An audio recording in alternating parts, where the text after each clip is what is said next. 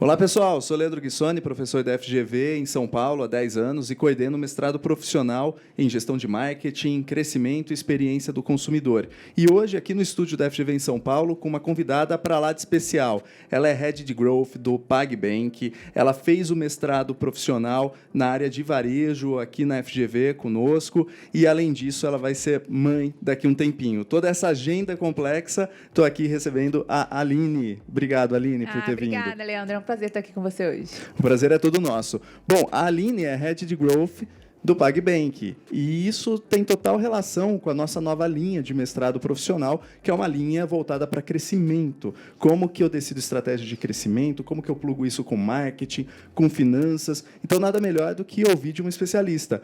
Como que é o dia a dia seu como Head de Growth do PagBank, uma empresa que cresceu bastante em termos de participação de mercado, em termos de negócios no mercado de meios de pagamento, mercado financeiro, bancos, enfim. O que faz uma Head de Growth? Como o próprio nome já diz, a gente está super atrelado ao crescimento da companhia. E aí, para começar isso, a gente tem que entender muito bem os indicadores e o objetivo macro. Então, por exemplo, se a empresa, naquele momento, ela quer crescer a base de clientes, ou se ela está mais voltada à rentabilidade, então, o growth, ele inicialmente precisa entender para onde a empresa caminha. E aí, entendendo esse modelo de negócio, né, entendendo como o negócio deseja caminhar daqui para frente, a gente reúne, o profissional de growth reúne algumas capacidades, algumas habilidades. E aí, ele tem que reunir marketing, que é muito importante, mas também dados, que é super importante, produto e conhecimento de negócio. Então, o dia a dia do profissional de growth, ele é um profissional mais híbrido, porque ele, às vezes, senta na cadeira de produto, ele também não pode estar afastado dos dados, ele está muito próximo de marketing, mas ele também tem que conhecer muito do negócio. Então, esse é um profissional que a gente busca, né, e que vem crescendo também aí enquanto carreira. Parece uma visão bastante multifuncional. Sim. Né? Porque você tem que lidar com finanças, você tem que lidar com marketing, você tem que lidar com a agenda da estratégia da empresa e, ultimamente, também com vendas, né? Porque, no fim do dia, precisa crescer vendas, precisa crescer marketing share ou rentabilidade. E como que você vê hoje as áreas de marketing sendo formatadas? Porque me parece que muito dessa função de growth, ela é uma função de marketing, mas reformatada para um momento onde você tem empresas buscando alternativas e lidando com dilemas de crescimento. Você tem basicamente dois tipos de growth no mercado. Você tem o growth marketing, que aí geralmente ele vai estar mais focado para aquisição de clientes. Então ele vai ser naquele growth que ele vai trabalhar ali o lead para trazer o cliente, para fazer o download do app. Então ele vai trabalhar muitos canais ali de aquisição, tá? E por outro lado, você tem também o growth voltado ao produto. Então no meu caso, por exemplo, é um growth mais voltado ao produto. Então dentro do produto, como que eu encontro a alavanca de crescimento? Então, quais tipos de experimentos ou de jornadas ou de onboarding ou de produtos que eu deveria fazer ali dentro do aplicativo para que gere crescimento? Então, o growth ele vai ter sempre esses dois viés. Tanto que tem empresa que tem growth dentro da área de produto, que é o meu caso, e tem growth que tem empresa dentro da área de marketing. Então, vai depender muito do modelo de negócio também do que a empresa espera enquanto growth. Não, excelente, excelente. Eu acho que a maneira como eu tenho visto, e a gente já discutiu algumas vezes, é que as funções de marketing elas estão cada vez mais centralizadas. Mas se você observar as mudanças nas empresas, várias empresas, a gente poderia citar, só para citar algumas delas, Magazine Luiza, Natura, a própria Amazon, empresas dos mais diferentes portes, sejam elas startups que estão crescendo rápido ou não, a gente vê que as funções de marketing elas são super importantes, mas elas estão hoje não necessariamente num departamento de marketing. E daí um pouco do tom do que a gente está oferecendo hoje no mestrado profissional em marketing. E por falar em mestrado profissional, você cursou mestrado profissional, a gente trabalhou junto, tive o privilégio de trabalhar junto com você na sua dissertação, no trabalho aplicado, que foi super bem defendido, inclusive, e conta um pouquinho como que foi a experiência do mestrado profissional na FGV, como que esse mestrado profissional ajudou na sua forma de pensar em relação aos dilemas que você tinha nas empresas e observava. Eu, inicialmente, vim fazer o mestrado muito para buscar um entendimento maior mesmo de varejo, de mercado, e foi exatamente o que eu encontrei. Além disso, o mais legal do mestrado para mim foi conseguir tirar, vamos dizer assim, a minha camisa do segmento, né? Porque quando você está muito tempo no segmento, quando você já está trabalhando muito tempo no mercado, você enxerga o mercado de uma maneira.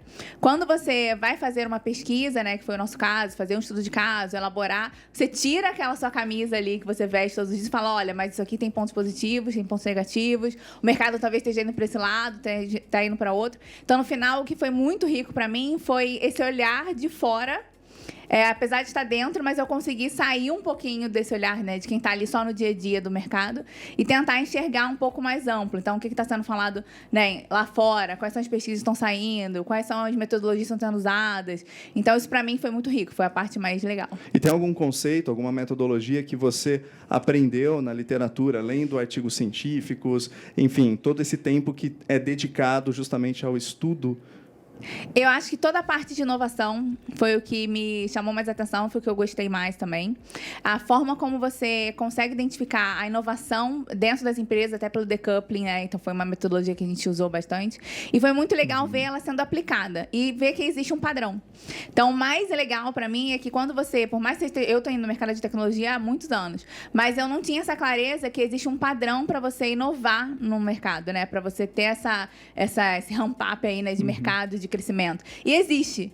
Então, quando eu vi que por trás tem uma metodologia e que tem ali, né, uma forma de ser feito, isso para mim foi o que mais me marcou, foi o que eu achei mais bacana. Legal, legal. E essa metodologia você aplicou no seu trabalho e aplicado a meios de pagamento. Falando Sim. do universo de meios de pagamento e o que, por exemplo, essa teoria, que é uma teoria que veio lá da Harvard Business School, que foi publicada, que chama desacoplamento, o que você observou por meio dessa teoria? O que te mudou a lente em relação a uma indústria que você conhece bem na sua trajetória? O primeiro ponto é que a inovação ela vem do cliente. Então, isso para mim é uma... né, eu sou da tecnologia e aí você tem essa quebra de paradigma quando você vê, de fato, a metodologia sendo aplicada.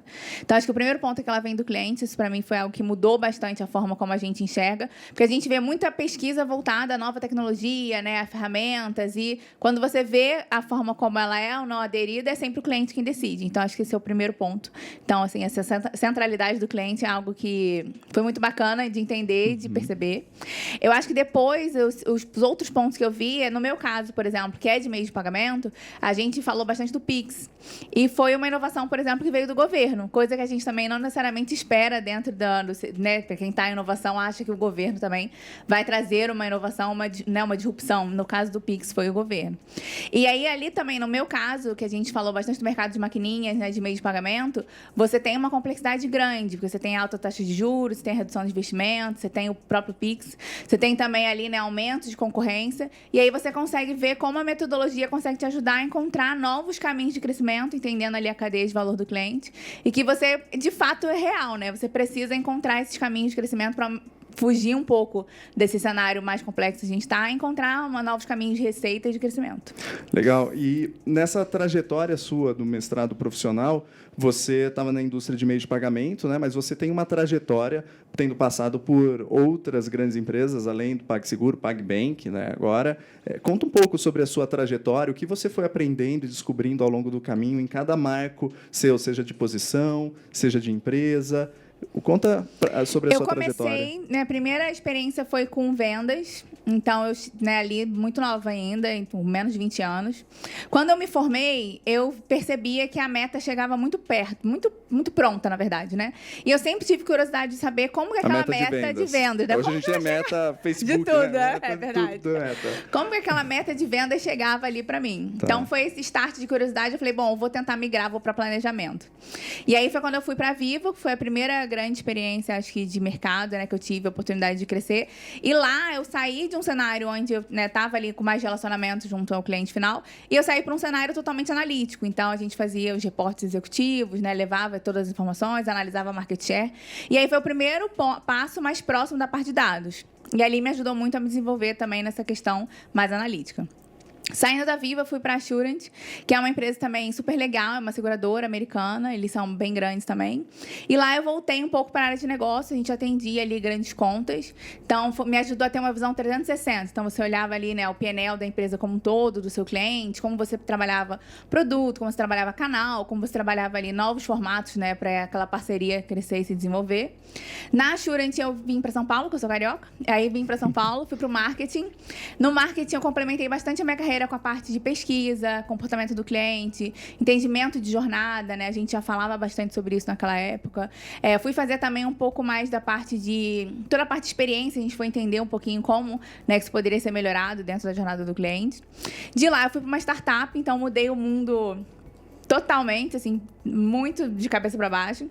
Porque a startup é aquele movimento que você tem que fazer o que precisa ser feito naquela hora, naquele momento. Às vezes você é negócio, você veste marketing, você vai produto, você vai só tecnologia, que não é minha praia. Mas foi muito legal a experiência de startup, porque eu peguei tanto a virada da cascata, que a gente trabalhava muito em projetos na época, para agilidade. Então, a startup migrou esse modelo e foi muito legal participar dessa migração e ver, né, a agilidade sendo implementada e como que aquilo ali mudava a forma como a empresa também atuava. Lá eu fiquei alguns anos, foi quando eu tive a minha primeira também experiência de gestão. Então, eu tive um time multidisciplinar, eu tive time remoto já no Brasil inteiro, então foi uma experiência muito rica para mim também. De lá, eu fui para o Mercado Livre, e aí foi um outro mundo, foi quando eu entrei mês de pagamento, estava ainda começando as wallets, então a gente estava construindo, né, a wallet ainda bem no inicinho, e tinha toda essa discussão de qual caminho, porque você tem recursos limitados, tem, né, valor, investimento limitado, você tem time de tecnologia limitado. Então, o meu papel era muito entender, dentro de negócios com produto, qual deveria ser essa esteira de priorização, né? Como que a gente faria a base de clientes crescer a partir de qual produto, a partir de qual negócio, a partir de qual parceiro. Então, as discussões ali já estavam um pouco o que a gente chama de product-led growth, né? Que é o produto gera a alavanca de crescimento. Então, foi quando eu tive, por acaso, contato com o Growth. Lá eles tinham uma estrutura já muito bem estruturada, bem formada, assim. Então, eu comecei a participar do que eles chamavam de mesa de performance. Então, lá você tem a pessoa de growth, mas você tem a pessoa de negócio, você tem a pessoa de CRM.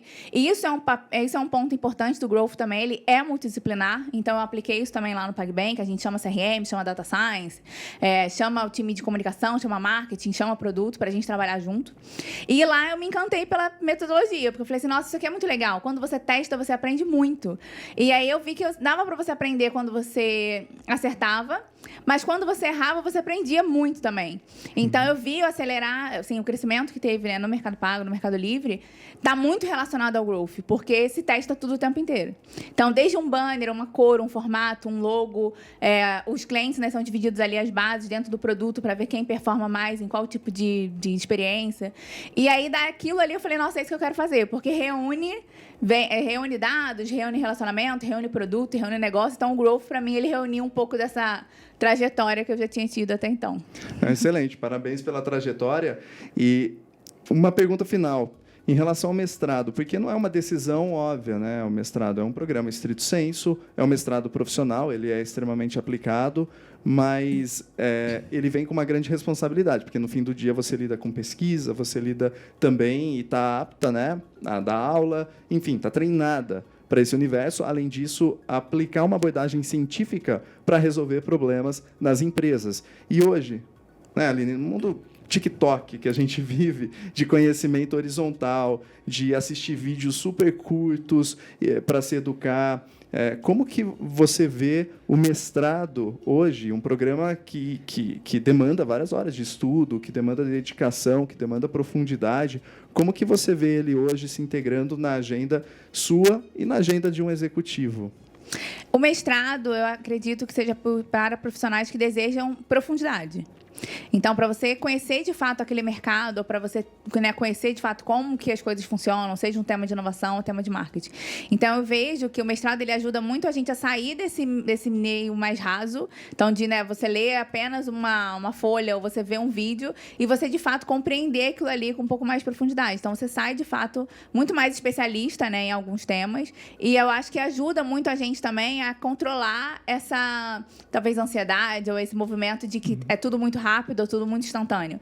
E que o aprendizado ele vai ser construído. E eu acho que o mestrado ele ajuda a gente a construir, né, passo a passo, esse aprofundamento nos temas, sabe? Então, acho que é por esse lado. Excelente, Aline, excelente. Bom, muito obrigado por ter vindo até aqui, o estúdio da FGV. Você terminou o mestrado e ainda assim volta a casa e dá essa aula que você deu hoje de Growth. Espero que todo mundo tenha aproveitado. E para quem tiver interesse no programa de mestrado, a gente tem as inscrições abertas no programa de mestrado profissional em gestão de marketing, experiência do consumidor e crescimento, né? Obviamente, o mestrado focado também nessa agenda de Growth das empresas. E assim como a Aline, é possível ver que é possível, de fato, combinar o mundo executivo com o mundo acadêmico, ganhar profundidade, descobrir algumas teorias que, assim como a Aline citou aqui no bate-papo, essas teorias se encaixam no dia a dia da empresa para que olhe com uma lente diferente o que está acontecendo no ambiente de negócios,